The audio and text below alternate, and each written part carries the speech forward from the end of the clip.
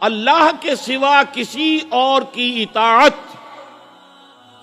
جس سے اللہ کی معصیت لازم آتی ہو، شرک۔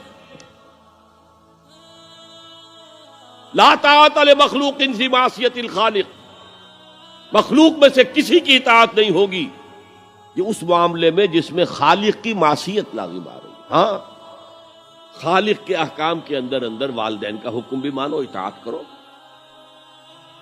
اساتذہ کا حکم مانو، کسی اور کو اپنا لیڈر مانا ہے اس کا حکم مانو، لیکن ناٹ بیونڈ، وہ جو سرکل ہے کتاب و سنت کا اس سے باہر نہیں۔ لا طاعت لمخلوق فی معصیت الخالق، یہ آپ الجبرے کے فارمولے کے طور پر اپنے سامنے رکھیے،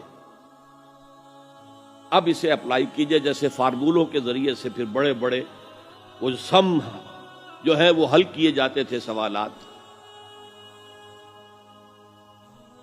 صبح کا وقت ہے، آنکھ بھی کھلی ہے، کوئی اذان کی آواز بھی کان میں آئی ہے،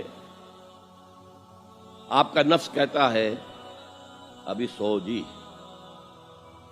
آپ نے اپنی چادر یا کمبل کو درست کیا اور کروٹ لی اور سو گئے۔ یہ کیا ہے؟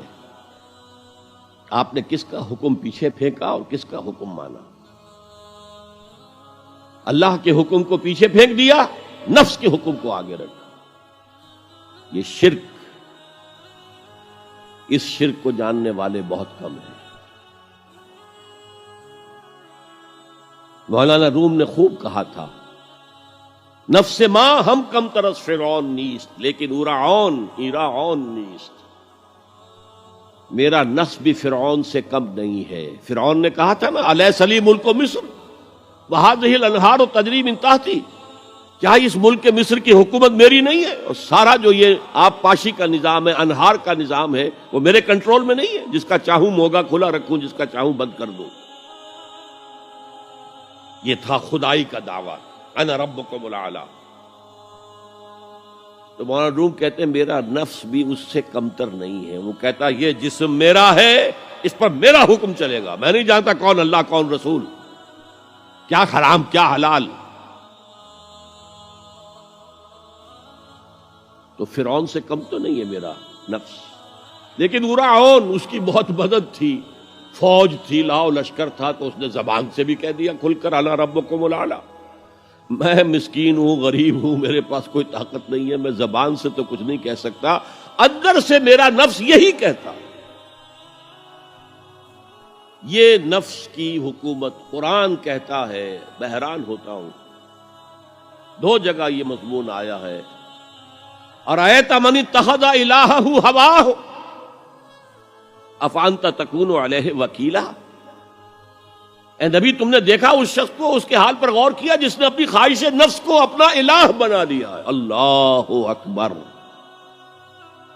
الہ، لا الہ الا اللہ، کلمہ توحید کا مرکزی لفظ یہاں آ رہا ہے، من اتخذ الہہ ہواہ، جس نے اپنی خواہش نفس کو اپنا معبود بنا لیا، الہ بنا لیا۔ افانت تکون علیہ وکیلا، کیا آپ ایسے شخص کی کوئی ذمہ داری لے سکتے ہیں؟ سود حرام ہوا کرے جی، حرام ورام،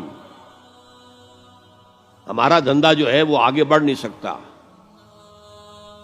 تو اللہ کے حکم کو پیچھے ڈالا، نفس کے تقاضے کو آگے رکھا۔ کون معبود ہے آپ کا؟ نام عبداللہ رکھیے، نام عبد الرحمن رکھیے، ہے عبد النفس، نفس کے بندے، نفس کے غلام۔ یہ میں نے یوں سمجھیے کہ جیسے میں نے ہجرت اور جہاد کی ڈیفینیشنز کی تھی۔ ہجرت کا بیس کیا ہے؟ پوچھا گیا ایو الہجرت افضل ہو یا رسول اللہ، اے اللہ کے رسول بتائیے سب سے اعلیٰ ہجرت کون سی ہے، افضل؟ فرمایا ان تہجر ما کرہ ربک، ہر اس چیز کو چھوڑ دو جو تمہارے رب کو پسند نہیں۔ آج رات ہی سے آپ ہجرت شروع کر سکتے ہیں۔ جائزہ لیجئے کیا کیا چیزیں میری زندگی میں خلاف شریعت ہے، تو اللہ کو ناپسند ہے، فیصلہ کیجئے کہ آج کے بعد نہیں ہوگی، ہجرت شروع ہو گئی، افضل الہجرہ، سب سے افضل ہجرت شروع ہو گئی۔ لیکن ٹاپ پر لے جائیے تو یہ ہجرت جب اللہ کے دین کو قائم کرنے کی جدوجہد اس مرحلے پر آ جائے کہ اب باطل کے ساتھ ٹکراؤ ہے، اور اب چاہیے کہ ساری قوت ایک مرکز پر جمع ہو جائے. ہجرت فرض کر دی گئی.